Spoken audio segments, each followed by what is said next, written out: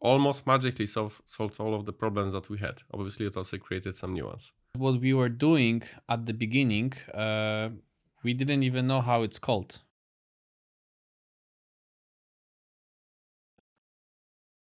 Why composable stack? Have you considered other directions before founding Alakai? Well, when we were starting Allokai, it was basically a solution to problems that we had with monolithic Magento. So obviously monolith was not something that we were considering.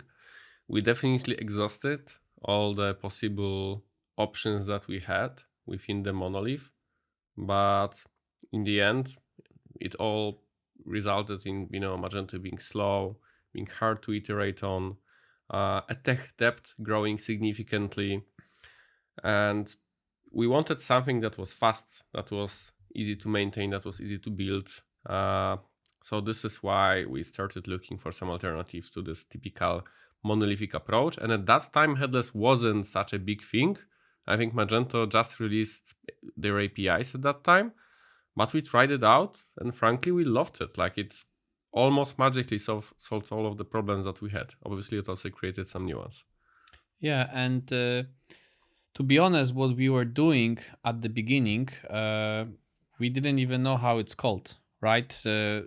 All of our messaging, everything we've been talking about was progressive web application, which is PWA.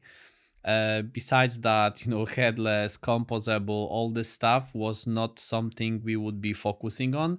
It was really us trying to solve the problems that our customers were experiencing with traditional Magento frontend. So that was the main origin and how we went about this. But as we went further, we did a spin-off from the agency, and we got our first funding round. Very shortly after, MACH Alliance was created, we started to unify the messaging from all the different vendors, right? So we've been working with headless CMSs, backend platform, search providers, and we wanted to promote this thing called composable. And I think by now, MACH Alliance in general did a fantastic job to really explain what it is.